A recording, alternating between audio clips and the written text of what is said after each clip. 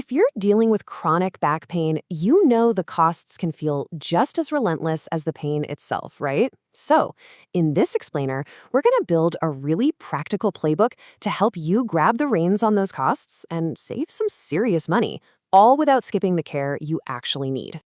And that financial whiplash is so real. You know what I'm talking about. It's that never-ending merry-go-round of appointments, referrals, and then these bills just appear out of nowhere. It's totally exhausting, and it makes you feel like you're not in the driver's seat at all. Okay, but that's going to stop today. What we're doing here is giving you a super clear, totally safe, and practical strategy to get a handle on your back pain expenses. We're moving from feeling confused to feeling completely in control. And look, the goal here isn't some vague idea. It's real money. We are talking about putting over $1,000 back where it belongs in your pocket, just by navigating the system a little bit smarter. This isn't about some magic coupon, it's about making smart choices. All right, so where is this $1,000 actually hiding? To find it, we've got to uncover the real driver behind your bills. And here's a hint. It's probably not what you think. It's a little sneakier than that. And this right here, this is the key. The real villain in this whole story is something called cost stacking. Think of it like a trail of dominoes. Your doctor suggests an MRI, which leads to a specialist, which leads to an injection, and boom, suddenly you've got 3 different bills, plus a bunch of extra facility fees you never even saw coming. It's a chain reaction that just drains your bank account. So these costs usually land in one of 4 buckets. You've got the big 3 you'd expect: MRIs, physical therapy, and injections. But it's that 4th one, that stealth bucket, the one filled with facility fees, surprise charges, and endless repeat visits. That's the one that just sneaks up on you and does the real damage.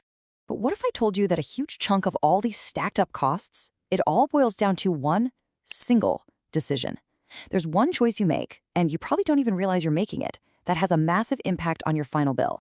So what is it? I mean, what's this one choice that can literally, and I mean literally, double what you end up paying for the exact same service from the exact same doctor?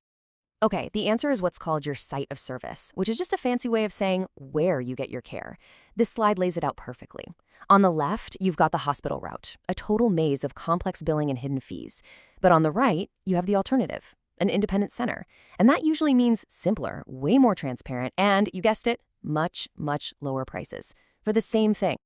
Okay, so knowing the trap is one thing, but avoiding it is something else entirely. So let's build your secret weapon for taking back control. It's a simple, one-page plan that you're going to create before you schedule a single thing. This is it. This is your care and cost brief. It's just 4 simple questions you've got to ask before you say yes to anything. First up, what decision will this test actually change? Seriously, if the answer is nothing, then you got to ask why you're doing it. Second, where will this be billed? That's our big site of service question. Third, what's the total all-in cost? And finally, number 4, what's the game plan if this works, and what's the plan if it doesn't? Thinking this through stops that whole domino effect right in its tracks. Okay, a quick but super important point here. Part of your plan is to just document your story. Look, getting insurance to approve stuff often comes down to having a really clear record of your symptoms, what you've already tried, and exactly how the pain is messing with your life. A good story prevents messy claim denials down the road. All right, we've got the playbook. Now let's get down to the nitty-gritty. How do we actually use these questions for the big 3 spend areas?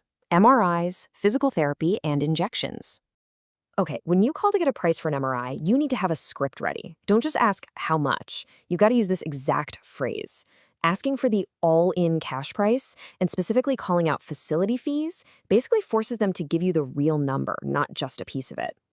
And then, bam, you hit them with the follow-up. This is your shield against that sneaky 4th bucket of surprise charges. It makes them tell you up front if, say, the radiologist's fee is going to show up as a whole separate bill later. All right, let's talk physical therapy. The whole game changes here. Your goal isn't to just pay for visits, like a subscription you can't cancel. You're paying for results. So instead of some open-ended, see you twice a week, you need to ask for a plan with milestones. Like, what specific functional goals should I be able to hit after 4 sessions or 6? That's how you avoid paying for PT forever. And wow, this slide just lays it all out perfectly. Think of this as your personal cheat sheet. For an MRI, it's all about where you go. For PT, it's the number of visits. For an injection, it's those dang facility fees again. The questions on the right are your secret weapons for cutting costs on each one. Okay, we've gone over the strategy, we've talked tactics. Now let's turn all this knowledge into actual cash in your pocket with a simple 20-minute action plan you can literally do today. First off, let's just quickly nail down the common mistakes so you can spot them a mile away.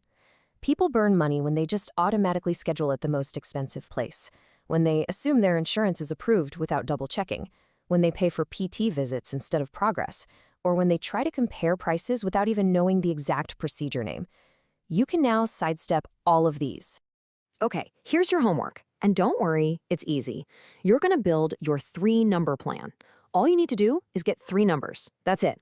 Number 1, 2 different all-in quotes for your next MRI. Number 2, an estimate for your first 6 PT visits that's tied to a real measurable milestone.